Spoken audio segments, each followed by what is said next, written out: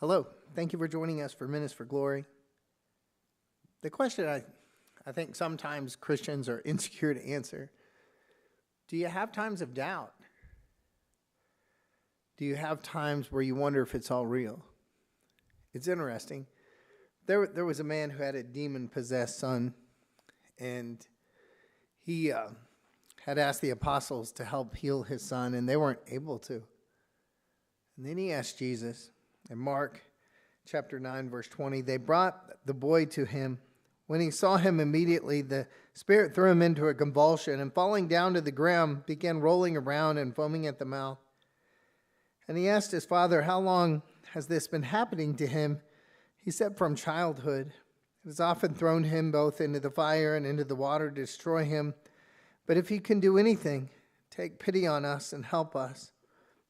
And Jesus said to him, "If you can, all things are possible for him who believes." Immediately the boy cried out and said, "I do believe, help my unbelief." When Jesus saw the crowd was rapidly gathering, he rebuked the unclean spirit, saying, "You deaf and mute spirit, I command you to get out of him and do not enter him again." And crying out and throwing him into a terrible convulsion, it came out. And the boy became so much like a corpse that many of them said, "He is dead." But Jesus took him by the hand and raised him up, and he got up. When he came to this house, the disciples began questioning him privately, "Why could we not drive it out?" And he said to them, "This kind cannot come out by anything but prayer." The man was desperate. He had this awful situation. His son was self-destructive, and he came up to the apostles. They couldn't help him. And he came up to Jesus, and he said, "If you can do anything, take pity on us and help us." Jesus said, if there's doubt in that, right? If you can do anything, it wasn't like the man believed.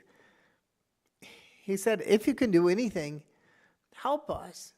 It was on that request, that prayer, that Jesus said, all things are possible for him who believes. The boy cried, "I do believe.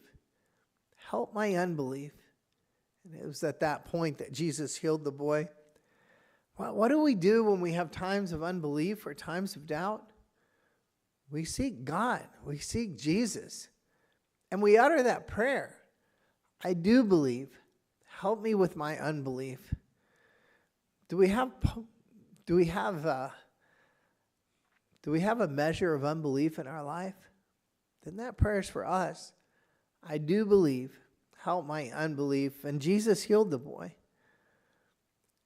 We need to seek faith. And especially in times of doubt, we need to seek the Lord. I do believe. Help my unbelief. Thank you for joining us for Minutes for Glory.